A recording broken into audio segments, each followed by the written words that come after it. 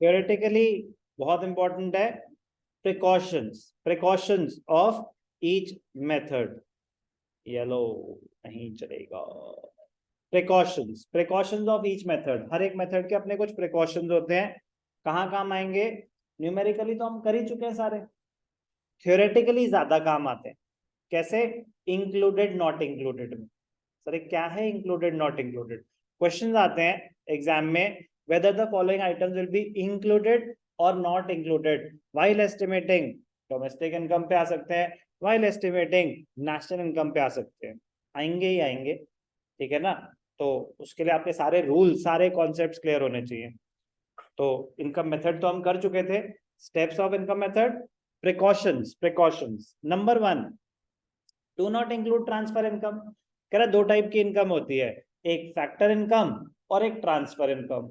Do not include transfer income while estimating national income और domestic income. कोई नई बात? नो, ट्रांसफर इनकम नहीं लेना, उसमें क्या, स्कॉलरशिप, चैरिटी, डोनेशन तो आएंगी, interest on national debt, current transfers from rest of the world, current transfers from the government, ये कैटेगरीज होती हैं। Do not include transfer income. Income from sale of second hand assets, ध्यान से देखेंगे, what is domestic income? It is the value of final goods and services produced within the domestic territory. Production कितनी हुई है उस साल? What is national income? Value of final goods and services produced by the residents of a country. दोनों में common point क्या है कि प्रोडक्शन कितनी हुई है इस साल। तो जो सेकेंड हैंड गुड्स खरीदे बेचे, क्या वो उस साल प्रोड्यूस हुए होंगे? नहीं, वो तो ऑलरेडी एक बार आ चुके हैं। मैंने सेकेंड हैंड कार खरीदी, कोई नई प्रोडक्शन नहीं हुई।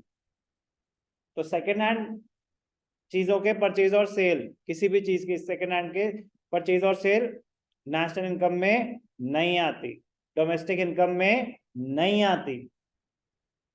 बट अगर सेल और परचेज पे कोई ब्रोकरेज या कमीशन पे करी गई है, सेल और परचेज पे कोई ब्रोकरेज या कमीशन पे करी गई है, तो that will be included, that will be included. मतलब मैंने किसी से सेकेंड हैंड कार खरीदी, कार डीलर के थ्रू खरीदी, कार नहीं बनी है, कार ऑलरेडी पुरानी है, कार न्यू कार नहीं बनी है, बट किसी इंसान ने आपको कोई सर्विस रेंडर करी है, उसने फैसिलिटेट करवाई है ये सेल, तो उसने तो सर्विस रेंडर करी है ना।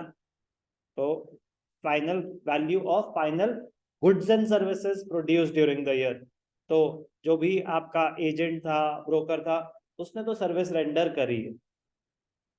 तो ब्रोकरेज और commission, if any, paid on the sale और purchase of second hand goods will be included in domestic income and national income.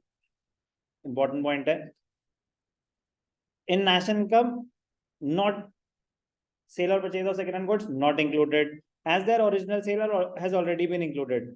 If they are included again, it will lead to double counting. Important point.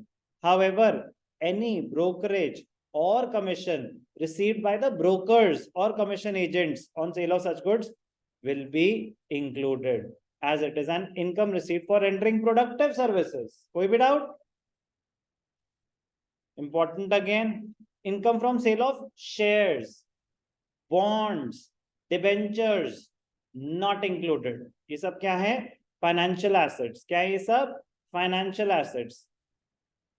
Shares बेचे, shares खरीदे, debentures again है financial instrument, bonds financial instrument, कह रहे ये सब paper claims होते हैं। क्या होते हैं ये सब? Paper claims. ये कोई गुड्स या सर्विसेज नहीं है।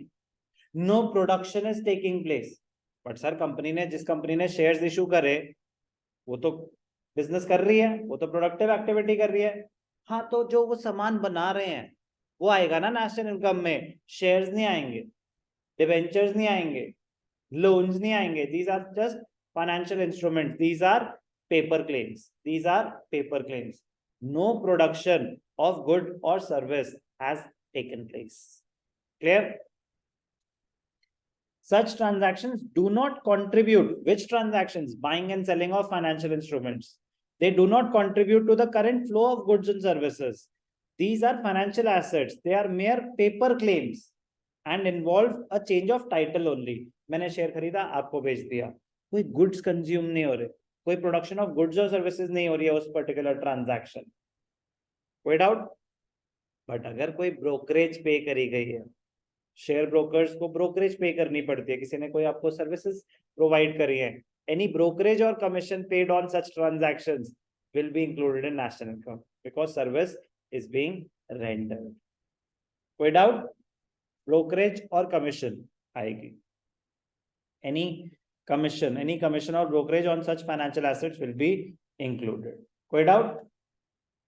कैपिटल गेन्स भी इंक्लूड नहीं होते, अवॉइड मतलब डू नॉट इंक्लूड। सर ये कैपिटल गेन क्या होते हैं? Gain, profit, gain on sale of capital assets, gain on sale of assets. आपने लैंड खरीदी 50 करोड़ की, बेच दी 55 करोड़ की, 5 करोड़ का गेन हुआ, इनकम हुई ना, income income income national income का पार्ट नहीं।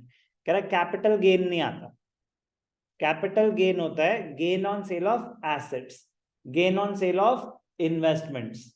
आपने शेयर्स खरीदे 50,000 के, बेच दिए 55,000 के, तो उस पर प्रॉफिट हुआ ना सर? प्रॉफिट 50,000 तो चलो मान लिया कि 50,000 का तो शेयर मैंने खुद ही खरीदे थे, तो 50,000 नहीं इंक्लूड करेंगे, समझ आता है, लेकिन 5,000 तो मैंने कमाए हैं, वो तो इनकम का पार्ट होना चाहिए। कह रहे नहीं, कैपिटल गेन भी नहीं आएगा, sale and purchase of financial assets नहीं आएंगे, sale and purchase of second hand goods नहीं आएंगे, कैपिटल गेन नहीं आएगा। कोई doubt?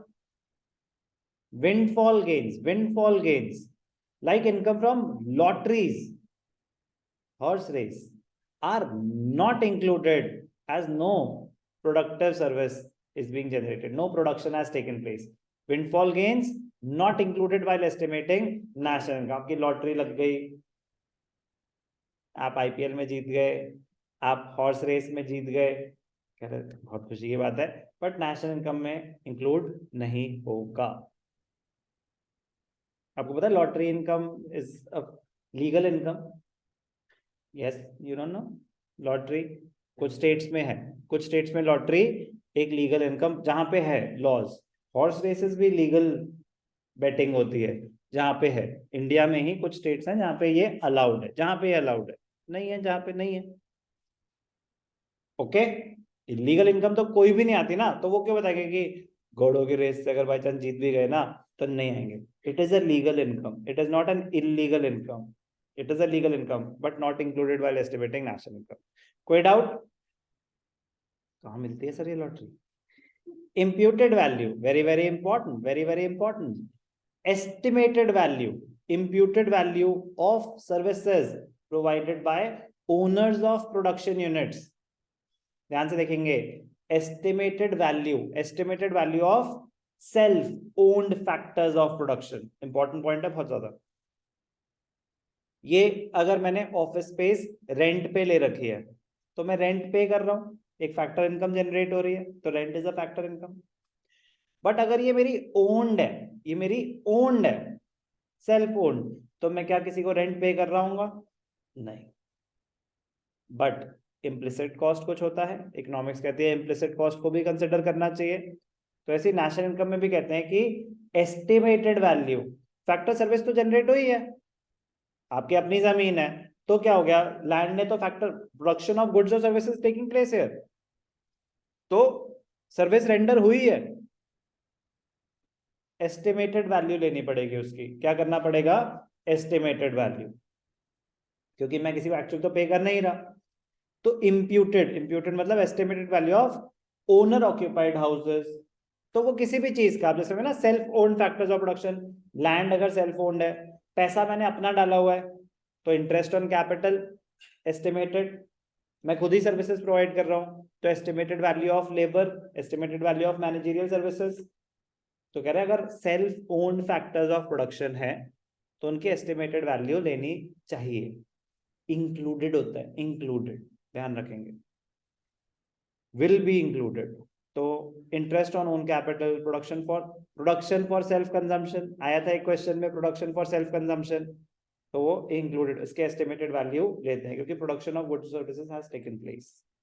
It will be included as these are productive activities and add to the flow of goods and services.